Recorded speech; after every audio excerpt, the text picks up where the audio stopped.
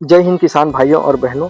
इस वीडियो में मैं धान का सबसे प्रमुख खरपतवार वन चूहरा, जिसको वैज्ञानिक रूप से या साइंस की भाषा में मोथा बोलते हैं या नागर मोथा भी बोलते हैं, इसके बारे में बताऊंगा कि इसका नियंत्रण आप कैसे कर सकते हैं। यह आपके धान के खेत में उगे ही ना, इसके लिए आप क्या प्रयास कर सकते हैं, और अगर यह आपके खेत में उग जाए तो इसको नियंत्रण करने के लिए कौन कौन सी दवाई आप डाल सकते हैं, उसके बारे में इस वीडियो में आपको मैं बताऊंगा। तो उसके पहले चलो आपको मैं इस खरपतवार के बारे में थोड़ा सा संक्षिप्त परिचय दे देता हूँ। यह जो है कंद के माध्यम से फैलने वाले खरपतवार है, और ख़ास तौर से जहाँ पर पानी नहीं भरा होता वहाँ पर ये मुख्य रूप से उगता है।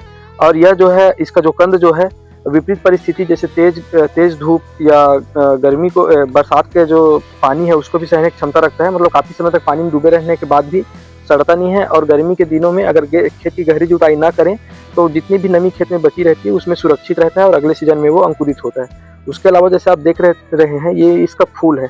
इसमें असंख्य इसके बीज होते हैं जो हवा के माध्यम से एक जगह से दूसरी जगह पे फैलते हैं और डोरमेंट स्थिति पे रहते हैं। जैसे इनको पानी मिलता है, नमी मिलता है मिट्टी में, उसके बाद ये अंकुरित हो जाता है। तो इसका फैलाव इसी कारण से बहुत ज़्यादा होता है। तो चलिए, इसके बारे में ये चीज़ हो गया। तो इसके नियंत्रण के लिए अगर कोई किसान भाई जिसके खेत में यह बहुत ज़्यादा लगता है, उनको पता है, तो वो गर्मी के दिनों में तेज़ गहरी जुताई करवा दें। ये जो है अप्रैल मई के महीने में, उस समय में इसका कंद जो है, जो नीचे रहेगा वो ऊपर आ जाएगा और तेज़ गर्मी से सूख करके वो नष्ट हो जाएगा। दूसरा जो है, अपने खेत में मतलब जैसे हम धान की खेती करते हैं तो ये उछन ज़मीन में ज़्यादा होता है, जहाँ पर पानी नहीं रुक पाता है वहाँ पर ये जो है मुख्य रूप से उगता है। लेकिन जहाँ पर पानी भरा रहता है वहाँ पर ये उगता नहीं है आसानी से। तो इस बात का भी ध्यान रखें। खेत के मेड़ में भी ये प्राकृतिक रूप से उगता है और वहीं से इसका बीज जो है मेड़ के किनारे गिरता है। तो मेड़ को भी साफ सुथरा रखें, हो सके तो उसमें सफाया मार दें। और उसके बाद आप इसके लिए दवाई क्या छिड़काव कर सकते हैं, इसके बारे में चलिए हम बात कर लेते हैं।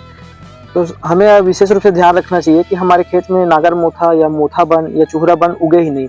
हम इसके लिए क्या कर सकते हैं? तो इसके लिए ना 2-3 प्रकार की दवाई आती है। जैसे कि आता है अपना पायरोजोसल्फ्यूरान आता है, जो कि मुख्य रूप से धान के लिए है। इसको बोने के समय ही धान में ही आप मिला करके छिड़काव कर सकते हैं या खाद में मिला करके छिड़काव कर सकते हैं। इसके अलावा एक ट्रिटिला क्लोर करके भी दवाई आता है, जिसको बोता धान के लिए उपयोग नहीं करते हैं।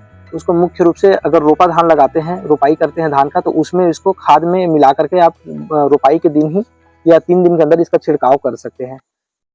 इसके बाद एक पेंडिमेथ्रिन करके दवाई आता है, जैसे कि आप फोटो में देख सकते हैं। ये ऑलराउंडर है। इसको आप कोई भी फसल, चाहे धान हो, गेहूं हो, चना हो, सब्जी भाजी, किसी भी फसल में आप प्री इमरजेंस मतलब खरपतवार को ना उगने देने वाले दवाई के रूप में आप इसका उपयोग कर सकते हैं।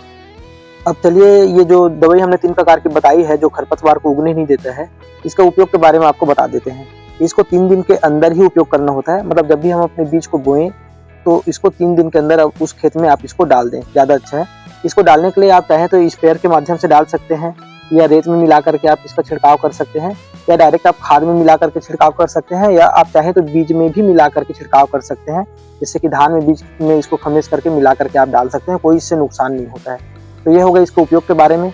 अब चलिए बात कर लेते हैं, अगर खरपतवार आपके खेत में उग गया है तो उसके लिए कौन कौन सी दवाई हम उपयोग कर सकते हैं जो सबसे अच्छा काम करता है। तो इसके बारे में मैं चलिए आपको आगे बताता हूँ। इस क्रम में सबसे सस्ती दवाई है जो मेटसल्फ्यूरान मिथाइल के नाम से आता है। ये कई परसेंटेज में आता है, अलग अलग परसेंटेज में, लेकिन आप ध्यान रखें कि फार्मूला यही होना चाहिए। कई अलग अलग कंपनियों का भी नाम से आता है, मेटसल्फ्यूरान इथाइल होना चाहिए। इसका बहुत कम मात्रा जरूरत पड़ता है, 8 ग्राम 1 एकड़ के लिए। तो ये भी चूहरा के लिए बहुत अच्छा काम करता है। लेकिन ध्यान रखें, खरपतवार के उगने के बाद कोई भी दवाई डालें तो आपके खेत में हल्की नमी होनी चाहिए, हल्की पानी होनी चाहिए। अगर धान के लिए अगर उपयोग कर रहे हैं तो तब इन दवाइयों का सबसे अच्छा मतलब असर दिखाई देता है। फिर अगला दवाई है कॉर्टेवा कंपनी का नोविकसिड, जिसका फार्मूला है फ्लोर पायरोक्सीफेन बेंजील 1.31%, और इसमें पेनोक्सिलम करके 2.1% एक और टेक्निकल मिला हुआ है, जो बहुत ही अच्छा काम करता है, खासतौर से चूहरा खरपतवार के लिए। और इसके अलावा अगर खरपतवार आपका ज़्यादा बड़ा हो गया है, नियंत्रण नहीं हो पा रहा है, तो फिर ये पहले दो दवाई मैंने जो बताई है वो दोनों काम नहीं करेगा। इसके अलावा सबसे अच्छा दवाई है ये जो बासाग्राम के नाम से मैं आपको दिखा रहा हूँ। ये इसको सबसे अच्छी दवाई है। इसको आप लोग ले सकते हैं और आपके खरपतवार में डाल सकते हैं। ये थोड़ा सा उनसे महंगा रहता है ये दवाई जो है, लेकिन ये बहुत ही असरकारी दवाई है। लेकिन ध्यान रखें, अगर मैं जैसे नाम बता रहा हूँ बासाग्राम के नाम से अगर ये मिलेगा करके, अगर इस नाम से ना मिले तो आप फार्मूला को याद रखें। बेंटाजोन 480 GL के नाम से आता है। तो इस फार्मूला का आप कोई भी दवाई ले सकते हैं, बासाग्राम ही लेना है ये जरूरी नहीं है, टेक्निकल यही होना चाहिए। इस बात का ध्यान रखें और आपने चूहरा के लिए आप इसको आसानी से उपयोग कर सकते हैं। बड़ा चूहरा भी पूरी तरीके से इसके उपयोग से सूख जाता है। हमने इसका प्रैक्टिकल उपयोग भी करके देखा है, तो इसका रिजल्ट बहुत ही अच्छा है। आप चाहें तो इसका इस्तेमाल कर सकते हैं।